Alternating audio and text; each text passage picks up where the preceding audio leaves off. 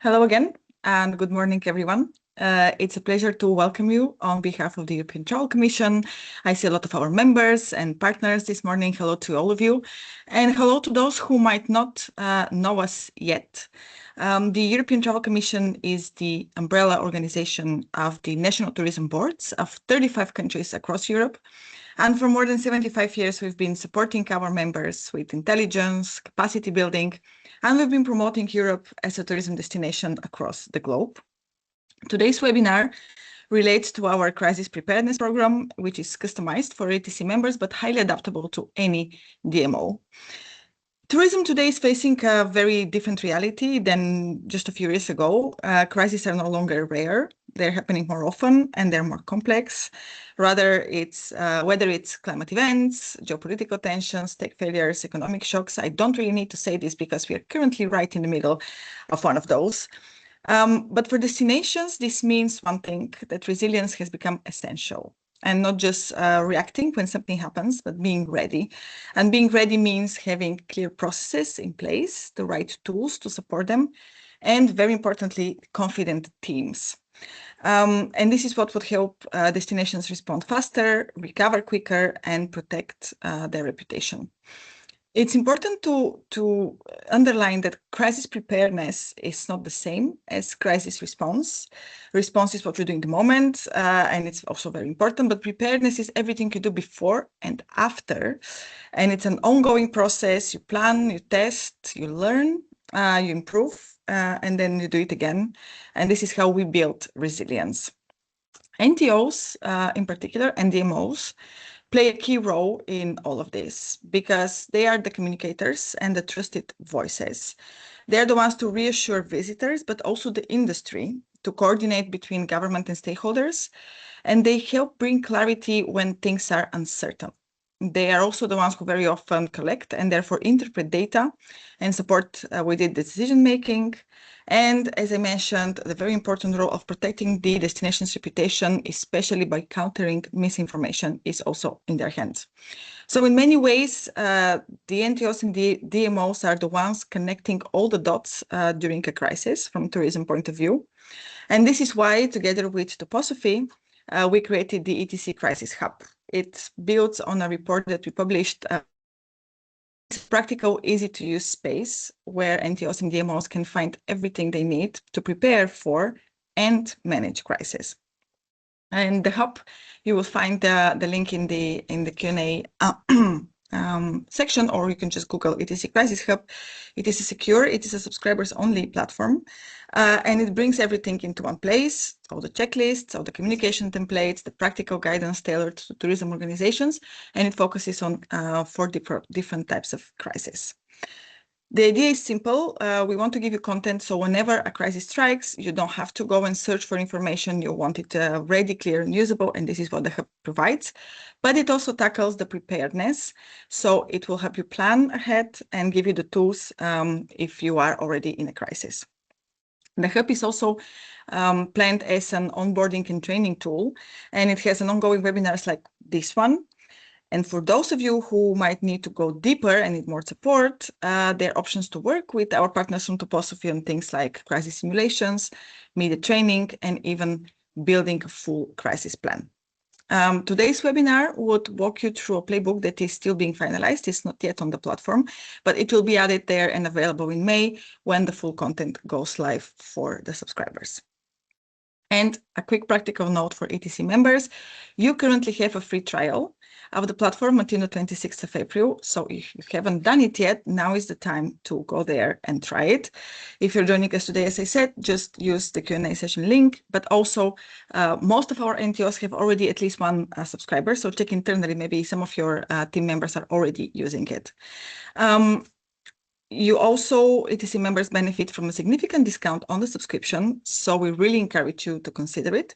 And if you're interested, you can just reach out to me or contact the TOPOSOPHY team via the hub. I would like to thank you for being with us today, and I hope that you find the session useful and practical. And without further ado, I will pass over to Barry from TOPOSOPHY. Thank you so much, Theodora. Hello, everyone. You're very welcome to this very timely webinar, and thank you so much to our partners ETC for hosting and working with us on the delivery of the hub. So my name is Barry Rogers. I work for TOPOSOPHY, and today we are just going to be going through all things crisis management with a particular focus on the topic of the moment, which is geopolitical crisis, a topic which TOPOSOPHY has been specializing in for many years, and one which is central to the Crisis Hub as well. So we're going to just do a little bit about TOPOSOPHY. We're going to talk about the Crisis Hub, as Theodora has also mentioned. We will then be going straight into geopolitical crisis management. So what's happening at the moment, why it's important, and how NTOs can respond and prepare for this kind of crisis.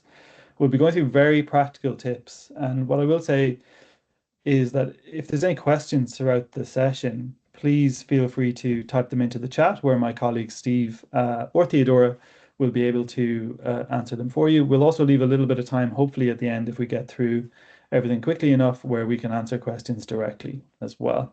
I think the session's also recorded, Theodora, and the slides will be made available after this session as well for anyone. Indeed. So just a little bit about TOPOSOPHY. So TOPOSOPHY is a placemaking and marketing agency. We work across Europe, Ireland, and the UK. Fundamentally, I suppose for this webinar, we are ETC. We have an ETC partnership we've been working with for many years, particularly on crisis development. But we specialize in tourism consultancy and placemaking as well, with a speciality in crisis management. So just a little bit about what we've pulled together in previous years. We specialize in crisis strategy, crisis research, and I suppose our most recent project is the building of the ETC Crisis Hub alongside ETC as well. So we have a kind of an interesting role where we are both practitioners of crisis management and strategists. So we write and deliver tourism strategy for many clients across the UK, Ireland, and UK and EU. And then we are also practitioners, so we work and deliver research in the area of crisis management as well. So just some of our recent work, which you might find interesting, and all of this is kind of contextualizes this call. A lot of our previous experience has been rolled into the hub, and all of the expertise that we've learned recently has been provided in the resources. A couple of years ago, we worked with DC, in particular around marketing and branding, to how they can work to, I suppose, counter the very real tourism impact of the geopolitical crisis that they have been facing for a number of years and will be facing for a number of years to come.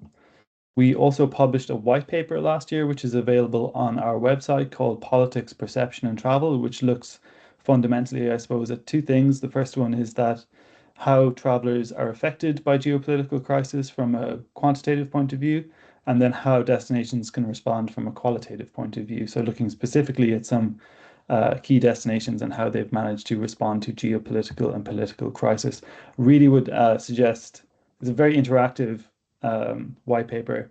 I would suggest if you can have a look at it after the presentation, it's very, very interesting and adds a lot of context to this call as well. I'll ask my colleague Steve to add it into the chat just so you can have a look. And then, as Theodora mentioned, we've also delivered other resources for ETC before. So we've got the crisis management checklist, which all of you have access to if you're ETC members. And then we've the lessons and impacts report as well. So TOPOSOPHY has been producing quite a lot of work, even before, I suppose, geopolitical crisis was a huge part of what we now do in tourism and part of the tourism landscape reality. TOPOSOPHY has been working in this area quite a lot, which is one of the reasons that we were able to pull this webinar together so quickly, is because we have been working on these resources for quite some time already. So just a quick one. What we're talking about today is the ETC Crisis Hub, as Theodora has already mentioned. If you want access to the hub, or just to have a look in the background of this presentation, you can do so by either scanning this QR code here, or I'm sure Steve has probably already put it in the chat for you to access as well. So that's just to contextualize the call that all of these resources are available on the hub. And it is, as Theodora said, the whole purpose of the hub is to have a consolidated place where NTOs can prepare for, respond to, and recover from crisis, and many, many different kinds of crisis.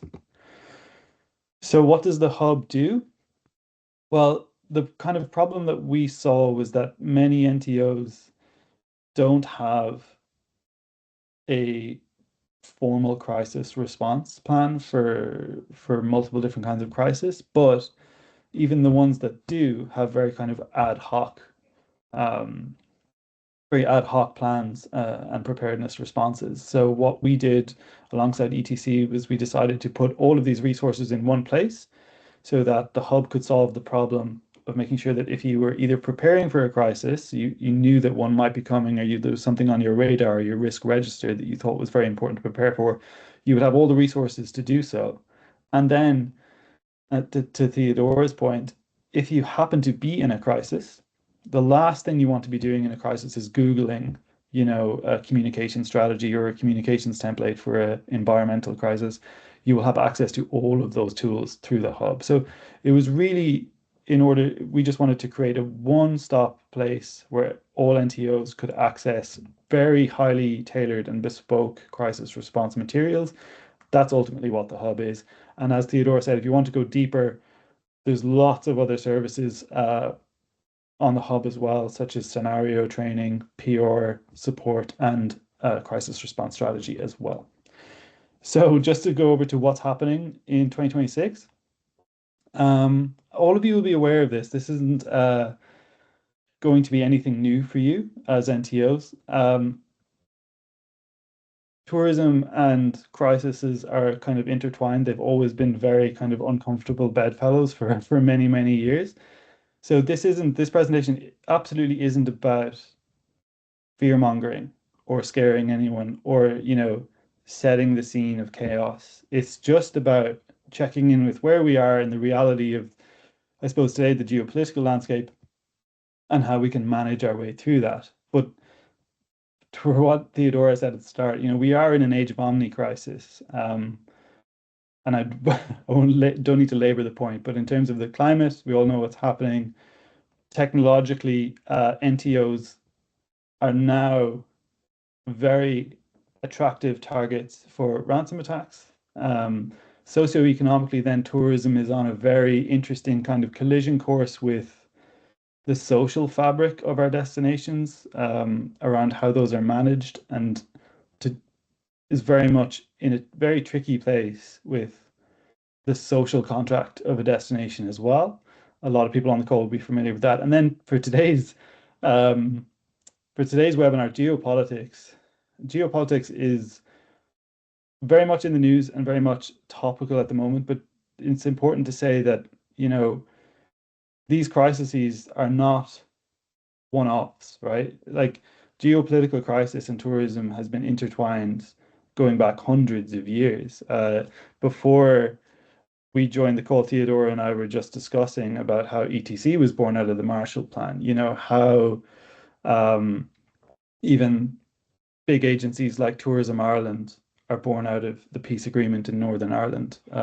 There's a great book, which I'll just show you for a minute, which is all about how geopolitical crises shaped travel in the Second World War. And this is essentially the story about how geopolitics and tourism are completely intertwined. So the point I'm kind of hoping to make is that this is absolutely something worth preparing for, worth having on your agenda all the time, and ensuring that you are not, geopolitical crises are not something that happen to you and you don't have any response for them. So tourism in politically volatile times. We'll just have a quick look at what's kind of happening at the moment and how you can respond. So we did some research last year on how geopolitical crises impact on tourism destinations. And one of the things that is really clear is that because the supply chain of tourism is so integrated and international, geopolitical crisis and political movements have a huge impact. So about 86% of travelers have changed behavior based on political events to destinations. Some things that are really clear is that political events don't need to be violent or catastrophic to have a huge impact. Perceived instability is often enough to stop people booking. Things escalate really, really quickly, often very quickly before NTOs can respond. 4 out of 5 travelers will rethink trips due to any kind of political event. And NTOs are not necessarily prepared for these crises, particularly because a lot of the communications and management of NTOs can be run through third parties in terms of communications, PR, And those agencies are not responsible for geopolitical crisis management or crisis management of any kind. So really important one to remember as we go through this. So what we like to say is that when politics make people hesitate to come to your destination, it's already a crisis. And it's really quite a fragile, can be quite a fragile thing. So some of the things that are really interesting about political crises and what makes them a little bit different is that political crises create a kind of persistent pressure. They kind of create an instability that can linger for weeks and months and make your destination, I suppose, a challenge for people to book and a challenge for people to go to. They're highly visible and symbolic. And this is a really important one because it gets to the root of how people travel and why they travel, and can be incredibly divisive as well, particularly political events. And we've seen this in the States. Political events highlight deep-rooted political perspectives that are uncomfortable realities for destinations. And that's just the kind of facts of it. And then narrative over fact. This is really important in the age of AI. Often, the narrative about political events can become skewed by bad actors, social media, and things like AI before NTOs or national governments have a chance to control the narrative. So I absolutely love this slide. And if there's any kind of one really important one to screenshot at the moment, this is probably it. So this is just a typology of political events. And this shows you just the relationship between different types of political events or geopolitical crisis and their impact on tourism. So you can see from reading this slide that some kinds of geopolitical events have different levels of impact on tourism. The thing that I think is really interesting from this point of view is that I think I've maybe given this presentation 3 times at a couple of different conferences over the last year. And since I've been doing that, we've been steadily moving, European tourism has been steadily moving from the top left to the bottom right. And that's been just kind of a reality of the geopolitical shift in the last 2 years. So you can see that from the top left, you're kind of dealing with things that might be construed as just constructive diplomacy and constructive democracy, just things like diplomatic tensions, cabinet reshuffles, political scandals. It's pretty straightforward. And now bottom right hand side, the kind of reality that we are dealing with, both in terms of our source markets and at home: military conflicts, humanitarian crisis, regional instability, health crisis, borders being closed, and societal shutdown. So we're not quite there in some of those instances, but you can see that this narrative is very much creeping into not just European tourism, but our source markets as well. And because I suppose tourism's supply chain is highly integrated across the world, a military conflict in Iran and the Strait of Hormuz can have an unbelievable impact on things like aviation fuel. So it's not just to say that if you don't have a war happening in your back garden, it's not a problem. The butterfly effect of tourism means that a geopolitical crisis in a secondary or tertiary market can have a huge impact on your own destination as well. So just to cover, and you can find this information on the hub, these are the various kinds of geopolitical crises which have struck Europe in the last kind of decade and their severity. So you can see everything here from COVID lockdowns from a political perspective to Israel-Palestine war and the very latest US invasion of Iran as well. So this is just to point out that we're living in incredibly volatile political times. So finally, we get to the content of the Geo-political Playbook. The first part of this presentation was just supposed to set the scene of why it's important to have a perspective and a response and a prepared approach to crisis management and geopolitical crisis management. What we're going to talk about now is just some very practical things that you can do in your NTO in order to prepare for political crisis. And again, I would say this isn't about fear-mongering. It's just about being prepared. A lot of NTOs have risk registers. They have crisis responses to a certain degree, but what we often find is NTOs will be highly prepared for some kind of crises, but not necessarily the very obvious ones. Geopolitical crisis and politics tends to be something that NTOs shy away from maybe acknowledging. And that's because, I suppose, at the heart of what we do in tourism, we like tourism to be fundamentally apolitical, but that doesn't mean that you cannot be, as an organization, prepared for a political crisis. So we're talking about the Geo-political Playbook, and what I will say is that this is a very long document. We've abbreviated it and given you an executive version in this presentation, but there is tons more information in the document itself. Now, what I will say is this document is only available for the ETC members who are paid up to the hub. As part of the free trial, you get access to the environmental crisis playbook. The geopolitical crisis playbook comes later, as Theodora said. In it, you will find frameworks, checklists, strategies, communications template, destination case studies, and a recovery and resilience roadmap as well. So for the rest of the presentation, we're just going to go through slowly some very practical, I suppose, tips and tools and methods for preparing for, responding to, recovering from, and building resilience from a geopolitical crisis. This is a very abbreviated version of how the playbook is structured. So it's broken down into 4 individual pieces. So the first piece is all about preparedness, and this is about acknowledging that geopolitical crises do exist, they do impact on our work as NTOs, and there are very practical things we can do about it. Secondly, if you are unfortunately facing a geopolitical crisis in your NTO, there are things that you can do whilst you are managing the first hour, the first day, the first week, the first month of that crisis. So that's what number 2 is about.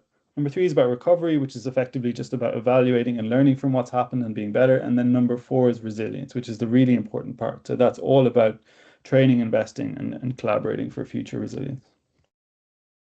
So number 1, preparedness. What are the very practical things you can do as an NTO to be prepared before a political crisis or a geopolitical crisis strikes your organization? And what I would say is it's a really good time to just start doing these things. The resources on the hub are there, but the last thing you want to do as an organization is wait till a crisis happens. And we have seen, without calling out anyone on the call, there are people on this call who have faced huge geopolitical disruption in the last year, 2 years. And it's not the kind of thing that you want to be figuring out when you're in the middle of it. It's really, really important to be prepared. This is what our visitors expect. And from a duty of care point of view, it's also what NTOs need to provide. So firstly, just some key actions that you can do from a very basic perspective as an NTO.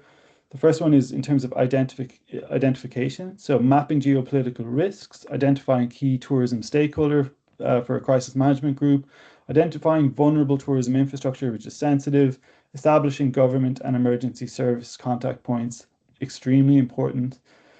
Creating things like a dedicated crisis management plan, early warning protocols. This one is really important. Drafting pre-approved messages. A really dark experiment you can do is if some kind of crisis befalls a European destination, go onto their official tourism channels, and you can clearly see that either the social media channels are still pre-programmed to produce the same messaging as they were before, or they just stop producing altogether because they have not got any arranged or pre-agreed communication strategy for what happens when they cannot just talk about how great a destination is. Organized then is all about appointing individual spokespeople, establishing a crisis communications team, confirming protocols for government liaisons. And this might all be sounding very heavy, but these kind of things are essential when we live in a world of disinformation as well. And then monitor and update, track political developments in real time, monitor travel sentiment, conduct regular simulation exercises for geopolitical events, and then review and update plans as well. Number 2 is all about responding to a crisis. So this is what happens when you are in the middle of a geopolitical crisis. And this is a really interesting one because this I suppose separates destinations which have prepared for crises and ones which manage them effectively. As we say, it's really not, if you are in a crisis and you're figuring it out with your senior management team or your board, that is really not a good thing. It's really not a place you want to be, is actively figuring out a crisis as you were in it. Having pre-prepared these things in a very basic way is fundamental.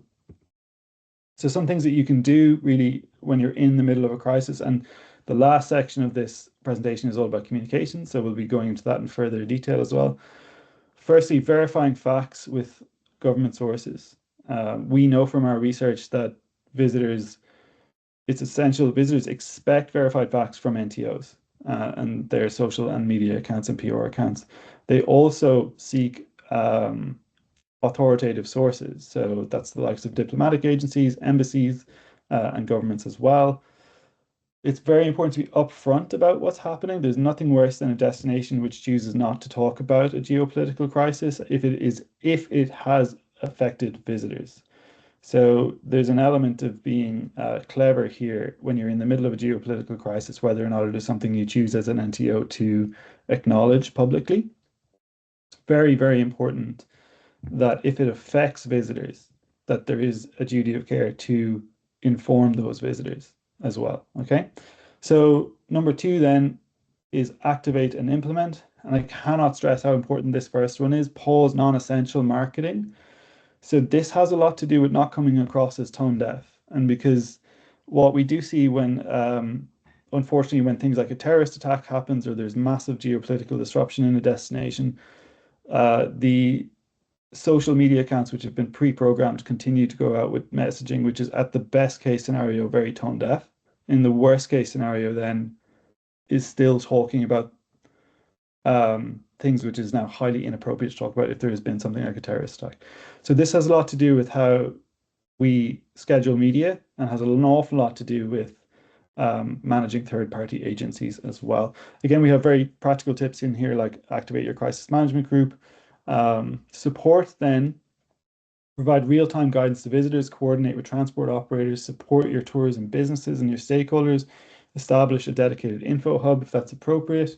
Communication then, use clear multilingual messaging, maintain regular situation updates, monitor and counter misinformation. This is absolutely massive one. So it's now often the case because of AI that bad actors can manipulate political situations very quickly to create fake news or false news. And then that false news will be done to the production standards through AI of a very highly resource news agency, and then that will gain traction. That is the narrative over fact situation that we talked about already.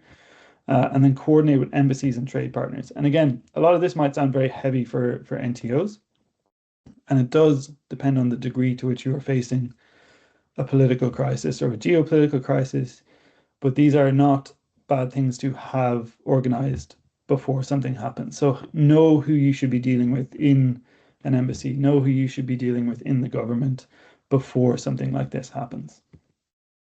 Number 3 then is evaluate, adapt, monitor, and test. So this is after the crisis has already happened. This is all about kind of creating a positive recovery. One thing we have seen is that from the research is that the degree to which a destination can recover from a geopolitical crisis has an awful lot to do with how prepared they were in the first place. And often it's the case where a destination is not prepared, that they have a really long tail effect on how quickly they can recover from a crisis. The first one is all about evaluation, collect partner feedback, review communication effectiveness, and document successes and failures. Update your crisis plans to do with the reality of what happened and how things went. Strengthen organization readiness, explore relief for affected businesses if that's appropriate. Again, that's something that we saw an awful lot throughout COVID. It's probably something that's going to happen as well with airlines in relation to the fuel crisis. Monitor and test, track visitor sentiment, market confidence, test updated procedures through exercises. So this is all about understanding the long tail impact on your visitors of the crisis itself.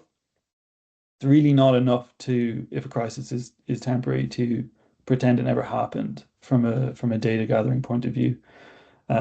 What we have clearly seen is that all of these crises, particularly what's happened in the US, what happened in Israel, Palestine, and now what's happening in Iran has created very long tail consumer changes and consumer demand changes as well. So these are things that are worth understanding because they're fundamentally creating market shifts in different sectors and in different markets across the EU. And then communication, be transparent about recovery updates, highlight community resilience, and reassure international markets as well. And then number 4, strengthening long-term capacity through 3 interconnected pillars. We think this is kind of essential, and it's one that can be really, really hard to do as well. So this is all about, I suppose, integrating crisis management into your organization effectively, making sure that it's not just something that sits as an agenda item on a board meeting, but making sure that it's something that everyone in your organization feels like they have a responsibility and an onus to manage. So regular training on geopolitical risks and crisis communication, conduct realistic simulations, build a culture of continuous preparedness. And again, it really isn't about fear mongering at all, but it's just about understanding. And one of the things we have in the hub is we don't suggest, that you have a team for every single crisis, that you have a technological crisis team, that you have a geopolitical crisis team, that you have an environmental, et cetera, et cetera.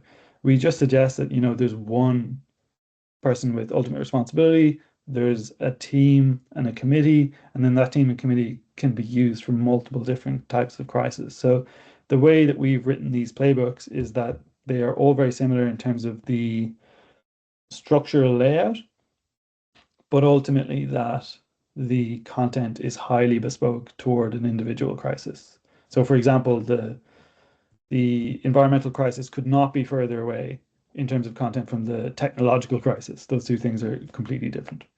The second one is invest then, which is all about strengthening digital infrastructure for your rapid response, everything from maybe digital presence to data that you can gather, platforms you can use to monitor political events is very common. And then you build in these kind of geopolitical or crisis KPIs into your existing KPIs. So all of us NTOs will have lots of different KPIs for our work. It's also really important that there's a level of KPI around building crisis resilience as well going forward. The final one then is collaborate and innovate. So partner with research institutions, partner with different agencies, know who to speak to and who to interact with should something like this happen. Many governments have crisis response teams, but many NTOs don't know who to speak to within those teams. So it's really, really important that that level of stakeholder interaction and collaboration is there before a crisis happens, ideally.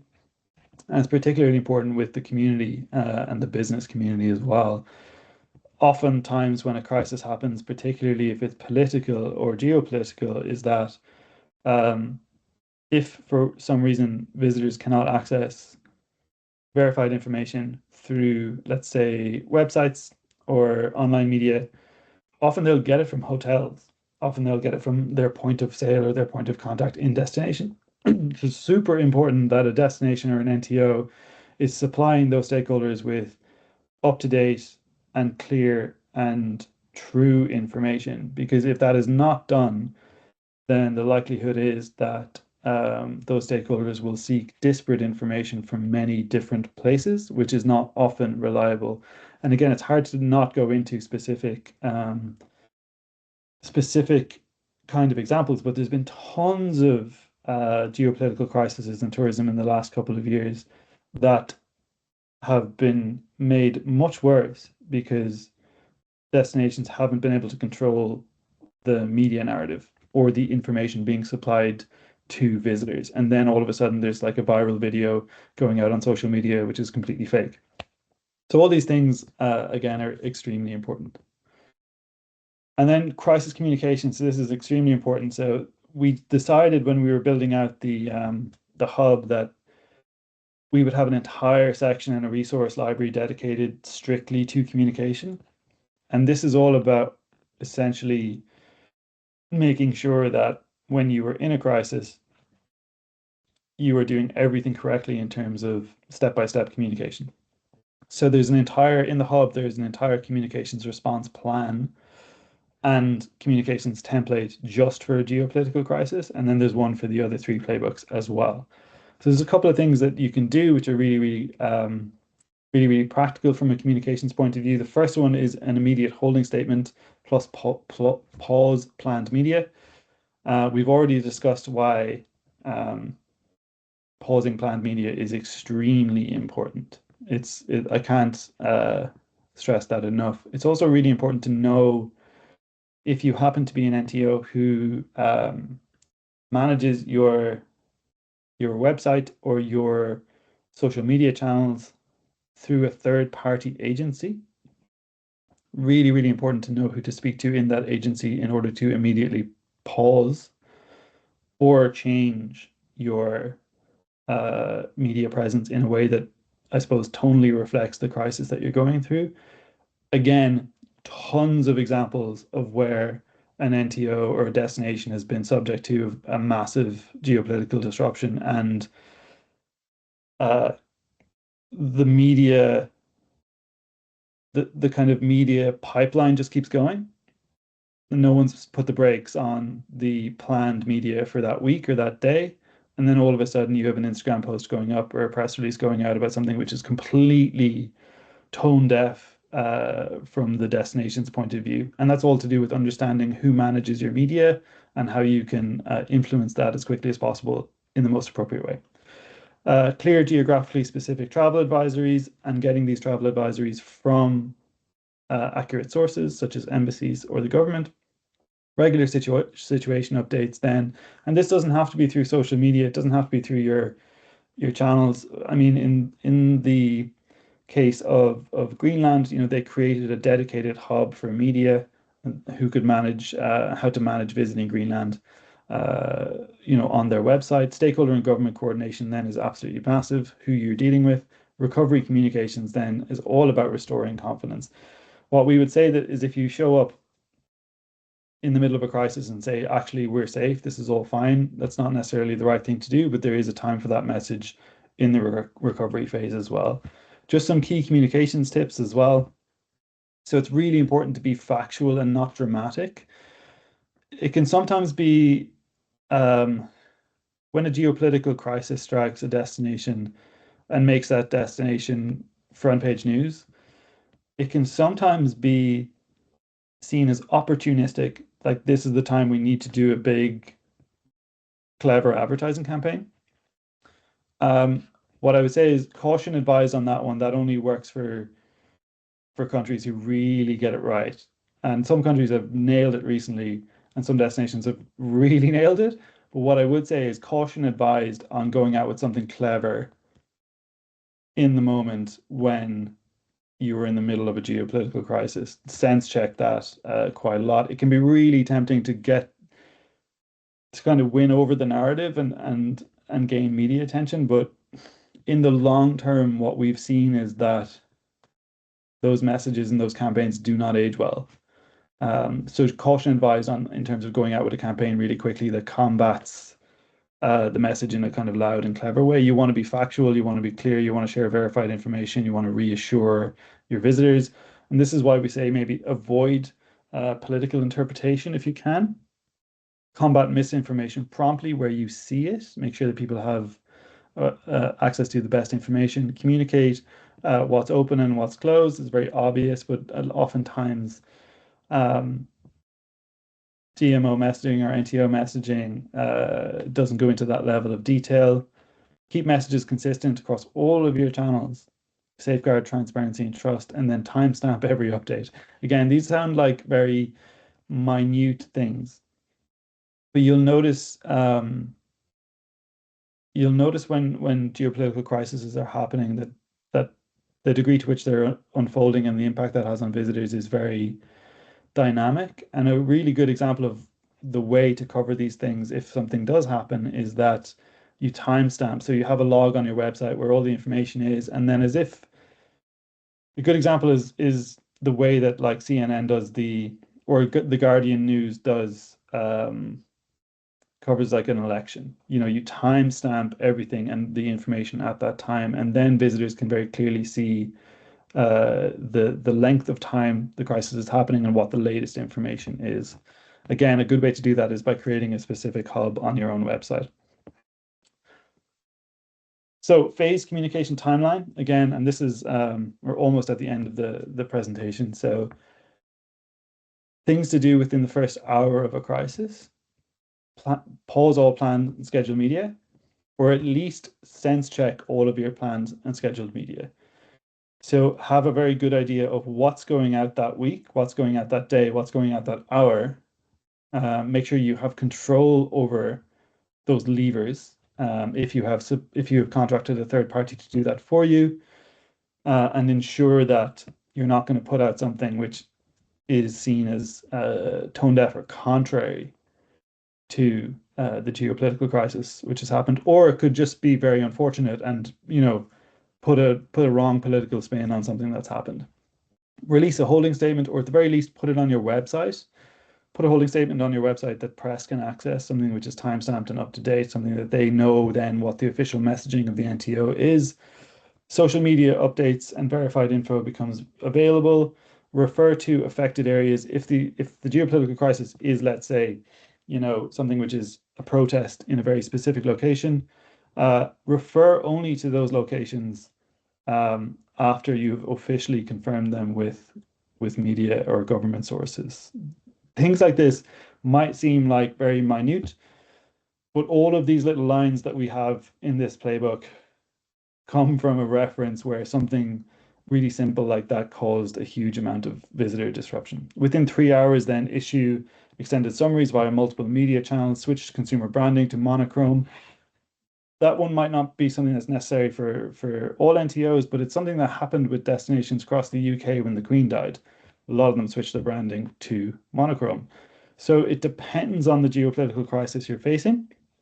The brand approach that you take. What we would say is you need to have an understanding of the brand approach you're going to take for different political crises, because often what might happen is that a geopolitical crisis might make your brand tone deaf or obsolete overnight, and you'll need to augment that in some way to reflect the new reality. Within 12 hours, then hold a press conference with a senior executive. It's really, really important that you know who's going to be speaking to press before a crisis happens. And it's really important, obviously, that person is either a CEO or a vice chair, or someone who's a PR expert. It's extremely important. Add additional statements as the situation evolves. Within 24 hours, then release a media statement by a senior political leader. We have seen this done whereby the message transfers from the CEO of an NTO to a minister. And this is a really important one, because often if a geopolitical crisis will get persistent and larger and be covered in the news, you will see the messaging change from the NTO's messaging to the ministerial messaging. And this can be a really important one to make sure that when you are handing over that messaging, that there's a pre-prepared pack of information going. Again, these might sound like really small things, but when you're in the middle of a crisis, these are exactly the sort of things that you need to have in order to control the narrative and control the messaging appropriately going forward. And 48 hours onwards, continue updates via all official channels, refresh talking points for frontline staff and your stakeholders, your industry, and then begin, if it's appropriate, to talk about recovery messaging again, okay? So just some strategic recommendations from the entire playbook. What we do like to say is there's no single playbook for navigating a political disruption, but it's really important that you tailor these examples and you tailor these resources for your own NTO and your own likely political crisis, whether you're in one or you think you're going to face one, that you have something prepared. Build and rehearse a political crisis playbook. Monitor sentiment, not just headlines. So often political crises will not come out of nowhere. You'll be aware of them as they're evolving. It's really important that you have the ability to see those as they're coming down the track and that they don't kind of blindside you. Develop flexible brand narratives. This is a really important one. It means that if you're a destination which only has one brand and one story, how flexible or maneuverable is that brand if a geopolitical crisis of substantial scale happens? Can you switch to another narrative or another brand quickly? Or do you need to go completely back to the drawing board and reinvent your brand and your destination narrative overnight, which is something that will create a very long tail effect for recovery? Empower your local network. And this is just really, really important. Hotels, restaurant influencers, airlines, make sure they all have the right information from a trusted source, ideally your NTO or the government. Make sure that they have access to correct information. Build trust before the crisis. Then this is all about being prepared. So just, trust, visitor confidence is cumulative. It's something that is built up over a very long period of time. And it's unfortunately in tourism something that can be broken very quickly. And we've seen that in the US, how almost 100 years of traveler confidence has been broken overnight. So it's really important to build that level of trust within the destination before you need it. So the thing is, you really don't want to be calling in favors in the middle of a crisis. You want to be ensuring that you have the confidence of your destination across multiple different stakeholders before it happens as well. Okay, so the last two slides, and then we can open it up for any questions. So a recap for everyone on the call, particularly ETC members, is that you have access to the ETC Crisis Hub and the Environmental Playbook until the end of the month. Again, what I would say is make sure you get in touch with either ETC or TOPOSOPHY to arrange access. All of you on the call, particularly ETC members, someone in your organization has access, probably the person who is nominated on the environmental group. What you have access to is 4 crisis playbooks. If you pay into the hub as a fully paid member, within the free trial, you have access only to the environmental crisis playbook. In that, there are practical templates, crisis communication guides, recovery checklists, everything we've talked about today, but in far more detail. What we covered today was just a very abridged version. We like to do one-to-one onboarding sessions with everyone who has a free trial on the hub to make sure that they know how to use it properly. And you can arrange that through the chat as well. And then costs and access, as Theodora said at the start, since we launched this in February, everyone has access to a 60-day free trial. There's a highly discounted membership for the hub for 365 days, which is paid for by ETC, but members pay a discounted rate of $3,500 per year. That includes 3 NTO licenses, so 3 people across your entire organization as well. And then there are ongoing supports within the hub, which are here. So one of the key questions we had when developing the hub was that there's this kind of for NTOs, there's a procurement barrier for crises, whereby when you're in a crisis, it's not really the time to start writing a tender for PR communications response training. So through the hub, ETC and TOPOSOPHY, for a paid fee, can provide you this training as well. So this can happen either before a crisis happens in terms of NTO training, scenario planning, and a crisis plan development, or if you're in a crisis and you want support, you can also get that through the hub for an additional paid fee. It just stops the problem of not having access to those services in a very time-sensitive environment. And then one thing I would love to highlight on the call, which I don't think anyone has taken advantage of yet, but I think ETC members should jump at it, is that there is the development, TOPOSOPHY will cover the development of a crisis plan for one ETC member, and that's only for €1,500 because ETC Theodora have covered the vast majority of the costs on that. So I think that's first come, first serve. If anyone wants to get in touch with Theodora, TOPOSOPHY and ETC will help develop a bespoke crisis response strategy for that NTO. So I don't think anyone has jumped on that yet, but if anyone on the call would like to avail of that, now would certainly be the time.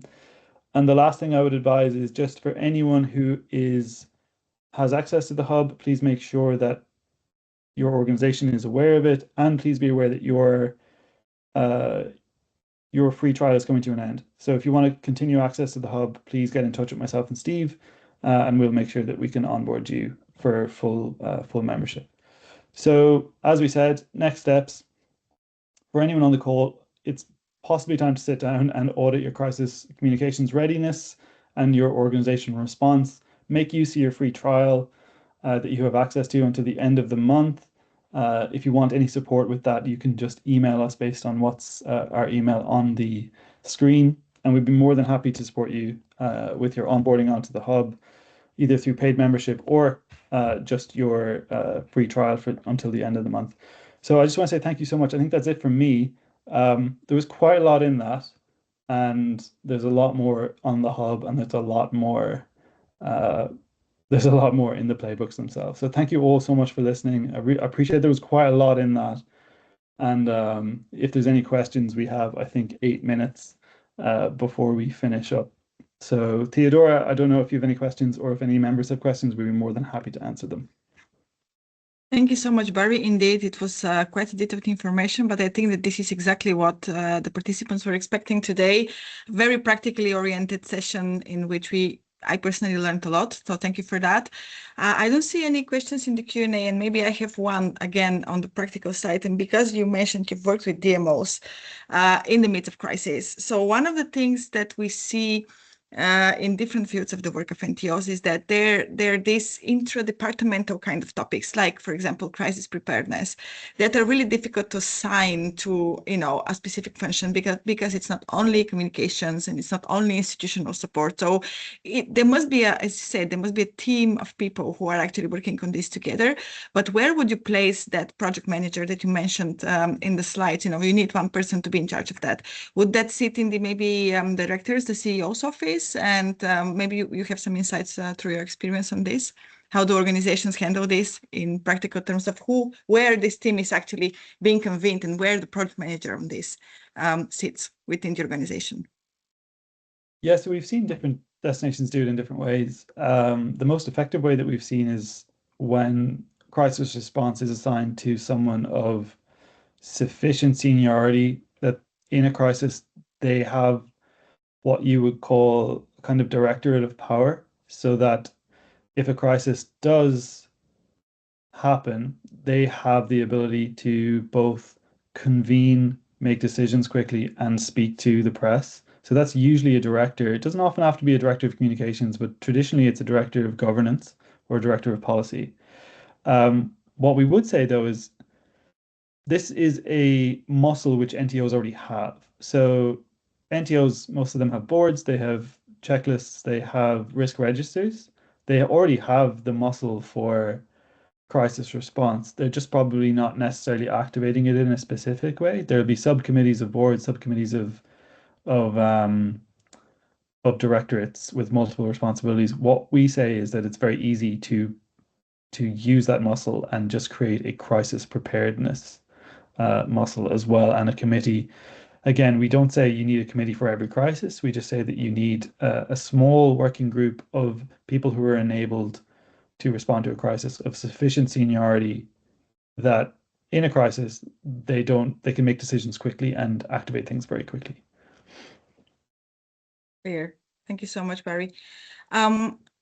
Thank you all for being with us today. I will go back to, I already received quite a lot of emails from our members being interested in getting on the hub. So don't worry, we'll come back to you on this, and we'll send you the presentation where you also have the details from TOPOSOPHY to get in touch for one-on-one onboarding process, which I do advise you to take advantage of as well. Thank you so much, Barry, and thank you all. Have a great rest of the day. Thanks, everyone. Thank you, Theodora.